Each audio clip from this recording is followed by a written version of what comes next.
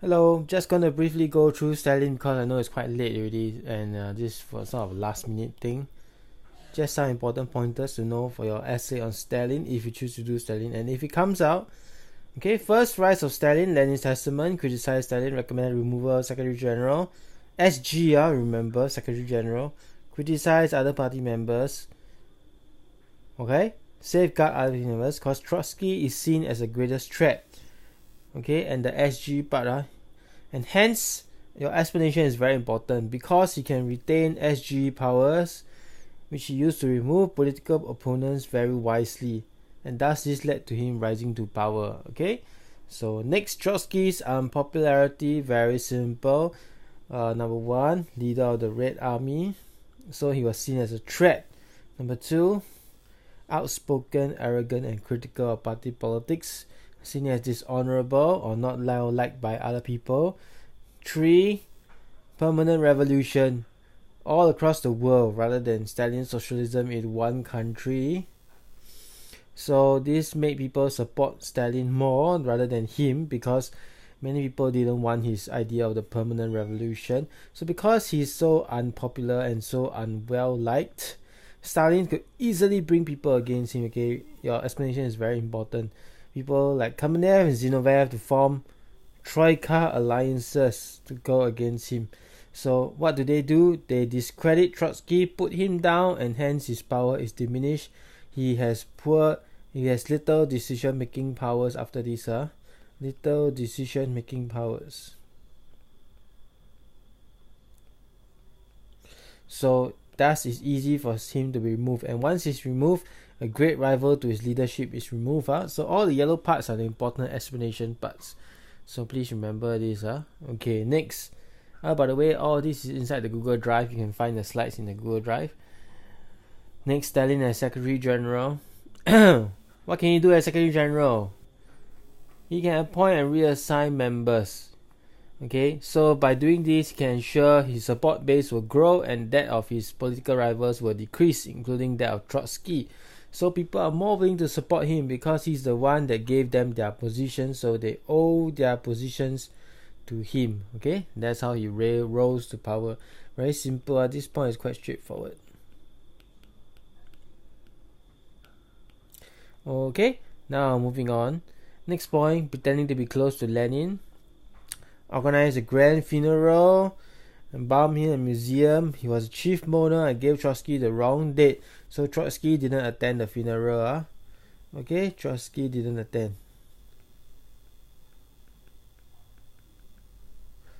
Okay, so what is this after that? It's seen as disrespectful, lost favor from many people. Okay, while Stalin was seen as recognized by Lenin too by the people, because you won't just anyhow appoint a chief mourner, right? You appoint someone who is a rightful successful to you to be a chief mourner. So hence support for him increased, and hence this led to his rise in leadership. Next point, ideological division, exploitation. So this point is a bit difficult. So he took sides with moderates and radicals at different times in order to sway opinions and increase his own political power. First, Troika alliance with moderates Kamenev and Zinoviev to remove Trotsky was seen as a radical. Then he aligned himself with Bukharin and Roykov to remove Kamenev and Zinoviev, as he accused them of plotting together with Trotsky. Then he allied with the radicals again, right, to support his economic policy and central control of government to get rid of Bukharin and Roykov. So with so much shifting going on in the party, of course the party will weaken. Stalin could remove political threats to succeed Lenin, weaken the opponents because many of them are gone and he's the only powerful one left with a lot of influence. Hence this greatly aided his rise to power. Okay, simple, easy peasy.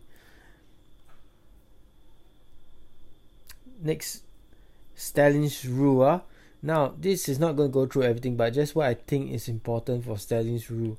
Okay, so negative impact, first, fall in standard of living. Collectivization means the farmers, the peasants, how did their lives become worse?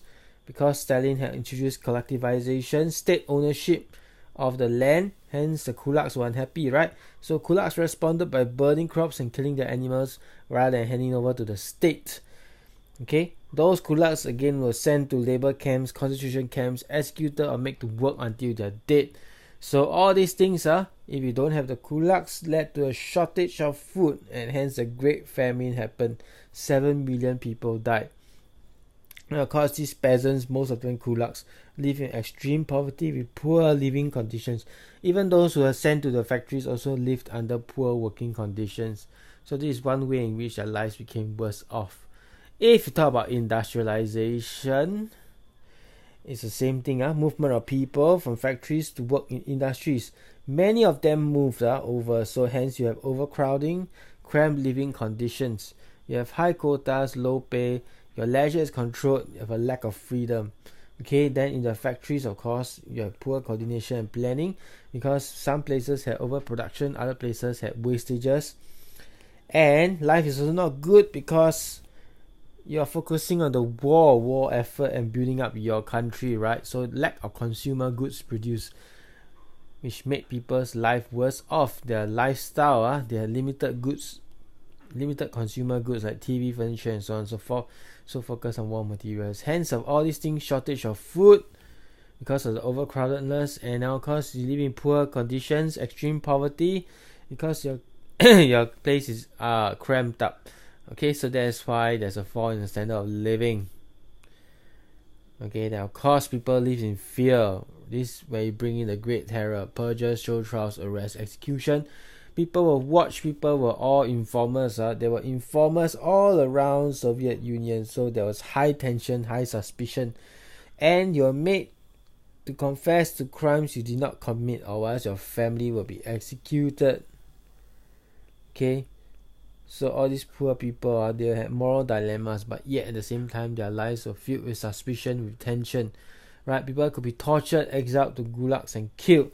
Intellectual and cable workers killed and displayed. Doesn't matter who you are, you will be killed also. You'll be caught and you'll be sent to concentration camp. So hence there was a lot of hardship, misery, due to the constant atmosphere of fear and suspicion in people's lives. And this was done through the NKVD. Remember NKVD, or the secret police. Okay, so in this sense, people's lives were very much worse off.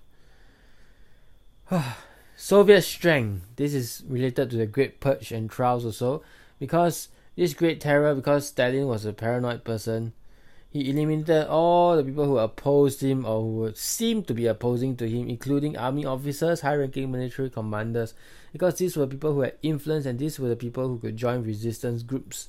So of course, intellectuals, teachers, scientists, many others arrested to prevent from joining resistance groups.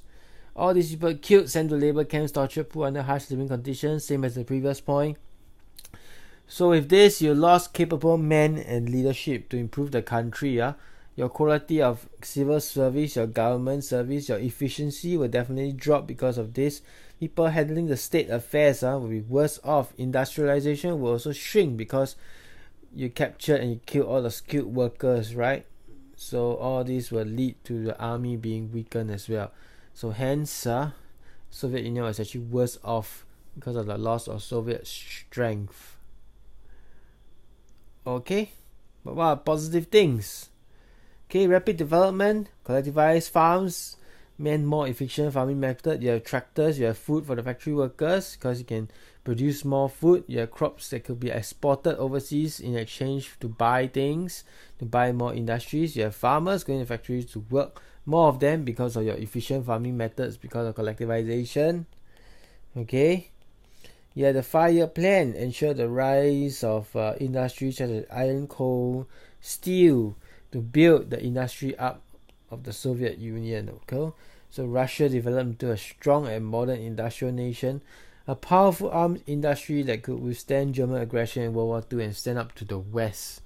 So Russia became a very powerful, very strong, very industrialized country, but at the expense of people's lives as well. But yes, they did build up the industry, they did create jobs for people, they did modernize. Okay, so they did have rapid development, so that is a strength.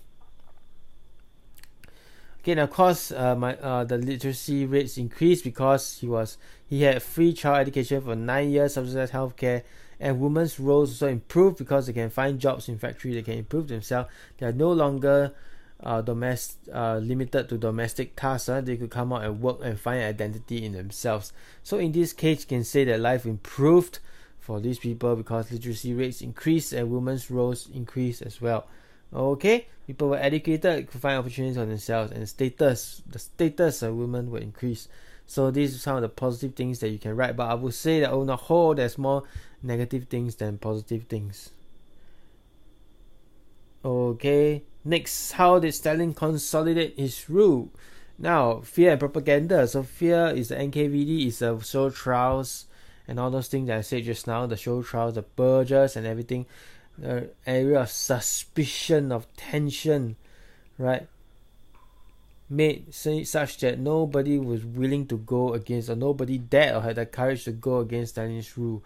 Okay, no matter who you are, you're educated person, you're uneducated person, you're also subjected to the NKVD to be informed. Okay, next thing, he also consolidated through propaganda, like same as Hitler. Film, music, newspaper projected positive image of him as a father of the people.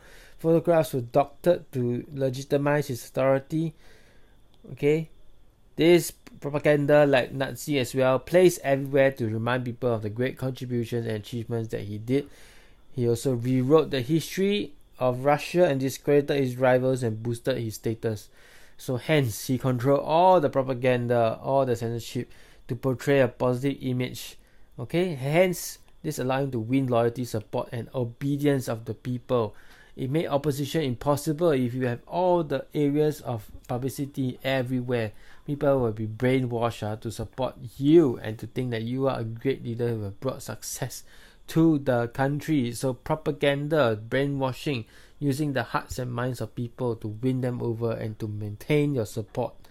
Okay, so that's it for Stalin's impact of Stalin's rule, mostly negative but some positive as well. Okay, you can also say collectivization was a positive because it led to the modernization of farming methods and led to more grain as well. Okay, so it depends on the question how you're going to argue, but more importantly, you must have the yellow part. You must know how to explain all your factors. You must close all gaps and link everything together. Okay, so that's it. Thank you very much.